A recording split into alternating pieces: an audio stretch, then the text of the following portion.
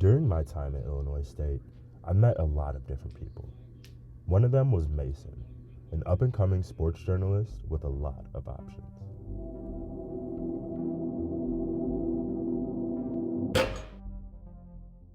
Can you tell me who you are, where you're from, and just like a little bit about yourself? Yeah, so I'm Mason Amling. I'm currently a senior here at Illinois State University. I'm from Bartlett, Illinois, and I'm 22 years old, studying to become a sports broadcaster. I've always had a passion for sports. Ever since I was a little kid, I played football, basketball, baseball, hockey, all the sports. And so I've always had a passion for that. And I realized, if I really want to have a career that I like, I have to have a passion for it. So gathering up all of the knowledge that I knew from playing sports as a kid and how much I love sports in general, looking at new news about sports teams that I like and, all that kinds of stuff, I realized that I would implement that into broadcasting and journalism because I also had a passion for writing. Mm-hmm. Ever since I was a kid, I used to love writing sports stories, Kobe Bryant, Russell Westbrook, Kevin Durant, just anyone. I loved writing sports stories as a kid. As much as I had a passion for writing, being able to, put that together with sports and start, writing stories about, different athletes and like trades and stuff that are going on, that was always a passion of mine. And hearing you talk about sports, like how much it really meant to you, is making me feel something in my stomach right now. Can you talk to me like about the emotions that go into like your relationship with sports? Like, does it help you when you're down? Like, do you get like an unfeathered like happiness only from sports? Like, talk to me about that whole relationship. Yeah, so as a kid, if I wasn't, doing schoolwork or something like that, then I was always outside shooting baskets. Mm-hmm. Whether my dad was out there, whether I was playing with my friends, it always just allowed you to be outside and to just do something. And I've always been one of those people who enjoys being outside. Whenever I had the chance to go outside and play football, basketball, baseball, that's all I'd ever do as a kid. Mm-hmm. I loved playing sports, and because of how good it felt when you won and about how disciplined you became when you lost to win the next time. So I feel like that really kind of shaped me into who I am because, I gained that discipline from, having a loss of wanting to win. Or if I did win, then I want to keep that same momentum up. And that's how I basically designed my life. So if I lose, I'm not going to get down. I'm going to discipline myself to get better.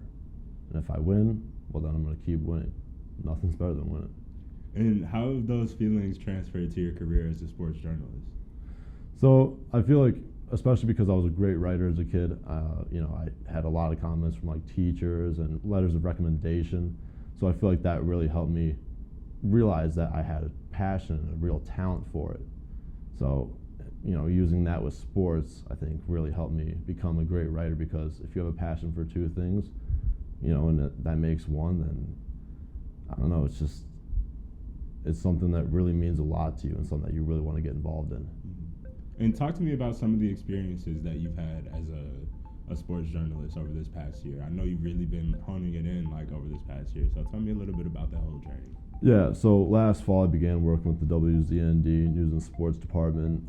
Started doing radio broadcasts for them, working in the studio on like football games, working press as well, and then I recently just started doing like color commentary and play-by-play for them.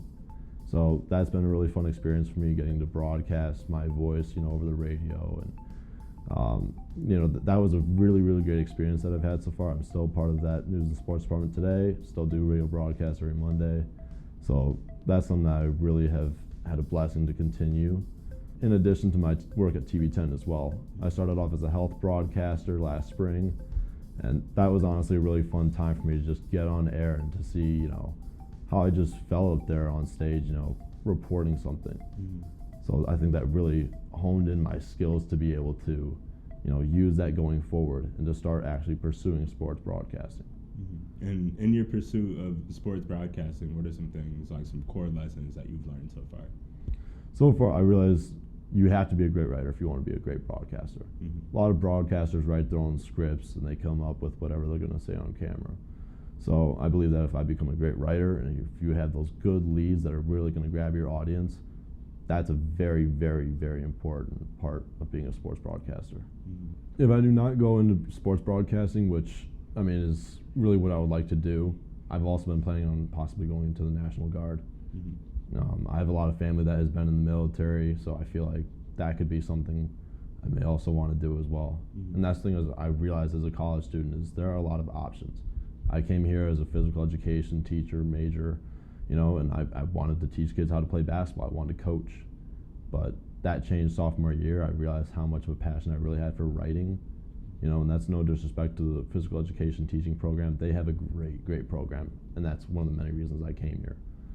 But I realized that I had a really big passion for writing about sports, writing the stats and, writing, whatever's going on in the league. Creating stories about that was just one of my favorite things to do.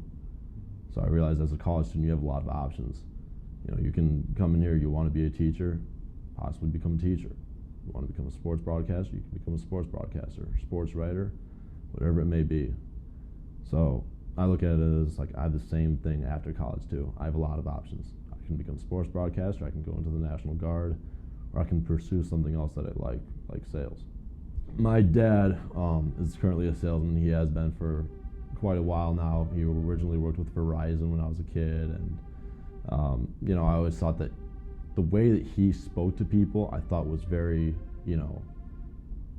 just a good voice. I thought my dad always had a good voice when it came to sales. Mm-hmm. He knew how to, get people's attention because just like me, he has a deep voice, runs in the family a little bit. Mm-hmm. So, I always thought because he had a deep voice and was able to just have that tone that people, really liked, I thought that I could do the same thing as well, especially with sales because, I love talking to people. Mm-hmm. And a lot of sales is, simply you trying to get people to buy things or you trying to, talk them into something. And so I feel like just with my interpersonal skills and how, communicative I am with other people and how nice of a person I am, I think that could really help me in sales. Okay. So. All right, perfect. I don't think I have any more questions. Do you have any questions? Not really. Okay, perfect.